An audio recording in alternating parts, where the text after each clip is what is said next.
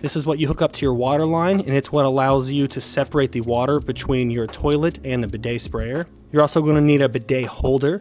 This can mount to the wall or it just hangs from your toilet tank. And the last thing you'll need is a flexible shower hose, and I'll link everything that you need down in the description.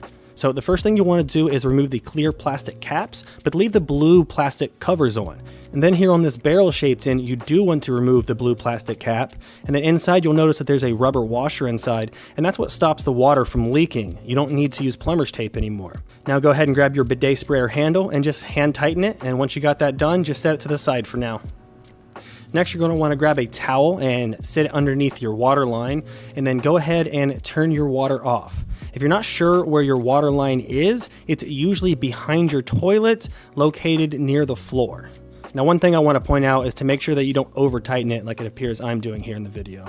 After that, flush your toilet until all the water is drained, or at least as much as the water as you can. In my case, there was still about a 1/4 inch left, but that was perfectly fine. Next, we're going to go to the underside of the toilet tank, and we're going to go ahead and unscrew the water line.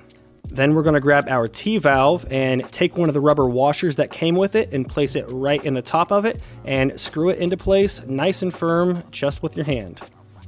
Now you may need to untighten the plastic wing nut on the underside of your toilet tank to get this to sit in the right position, but that's okay. Go ahead and do that, and then make sure to tighten it right back up. Then grab that original water hose that you just took off the underside of the toilet tank and hand tighten it right onto the underside of the T-valve. And now you want to grab the new hose that you bought and take off that last blue plastic cap, and making sure that there's a rubber washer inside, you're going to go ahead and tighten that up to the last part of the T-valve. And again, you just want to hand tighten this. You shouldn't need any tools for this project. The last thing you got to do is grab your bidet holder and hang it from the toilet tank. You can also mount this to the wall if you'd like, which would be a much sturdier option. Alright, now go ahead and turn on the water and test out your new bidet.